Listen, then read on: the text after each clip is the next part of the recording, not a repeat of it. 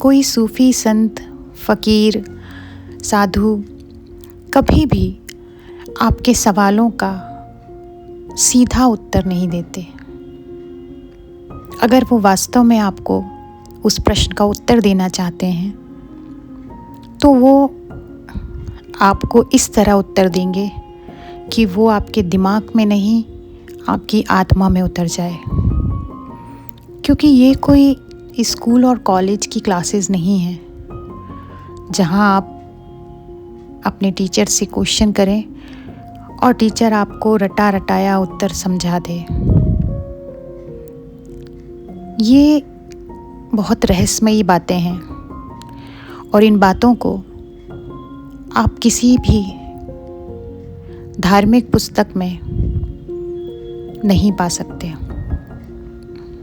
जब तक आपको किसी परम ज्ञानी या किसी बड़े आध्यात्मिक पुरुष, बड़े आध्यात्मिक सूफी संत का सानिध्य नहीं मिला हो, तब तक आपको सारी बातें आपके दिमाग में तो जाएंगी। आप बहुत बड़े ज्ञानी, आप बहुत बड़े ऊंचे ज्ञानी बन सकते हैं, पर आप उन बातों को अपनी आत्मा में समेट नहीं पाएंगे। एक कथा के माध्यम से मैं आपको बताना चाहती हूँ। एक दिन एक व्यक्ति ने एक सूफी संत से पूछा, मैं ईश्वर को पाना चाहता हूँ, कृपया मुझे बताएं कि मैं कैसे ईश्वर तक पहुँच सकता हूँ। वो संत मुस्कुराए और कहा, आओ मैं तुम्हें इसका उत्तर देता हूँ। अगर कोई ज्ञानी या कोई दूसरा पंडित होता तो वो इसका उत्तर अपने तरीके से दे देता और बात को वहीं ख़त्म कर देता। पर वो संत, जो पहुँचे हुए महान संत थे, उस व्यक्ति को एक नदी के पास ले गए। संत ने उसे नदी में उतरने के लिए कहा। वह व्यक्ति बिना किसी सवाल के संत के पीछे पीछे नदी में चलने लगा। जब पानी उसके घुटनों तक पहुंचा तो संत ने उसे और आगे बढ़ने को कहा।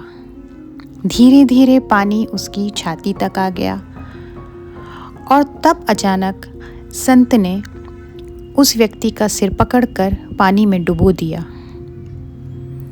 अब वह व्यक्ति हड़बड़ा गया और संघर्ष करने लगा।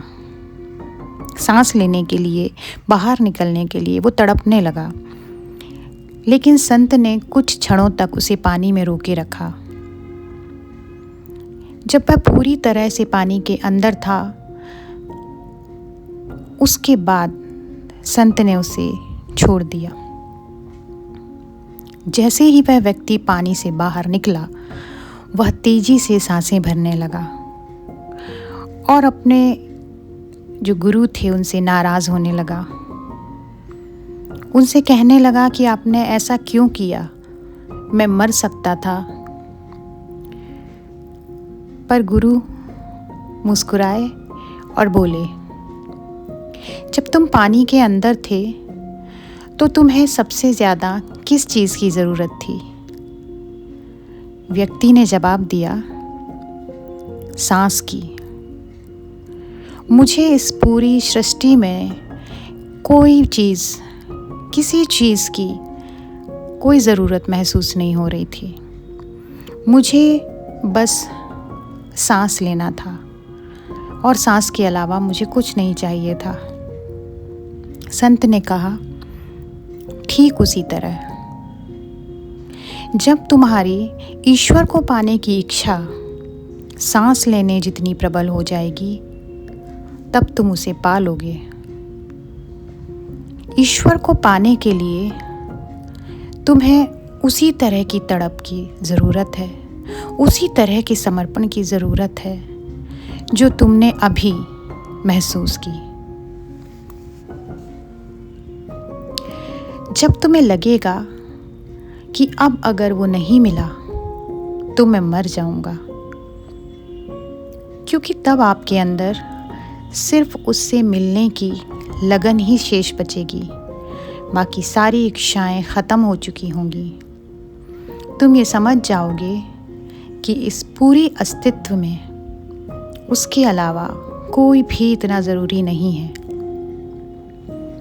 इसलिए अब ये ज़रूरी नहीं है कि वो मिल जाए, अब ये अनिवार्य है कि उसे मिल जाना चाहिए, वरना मैं मर जाऊंगा।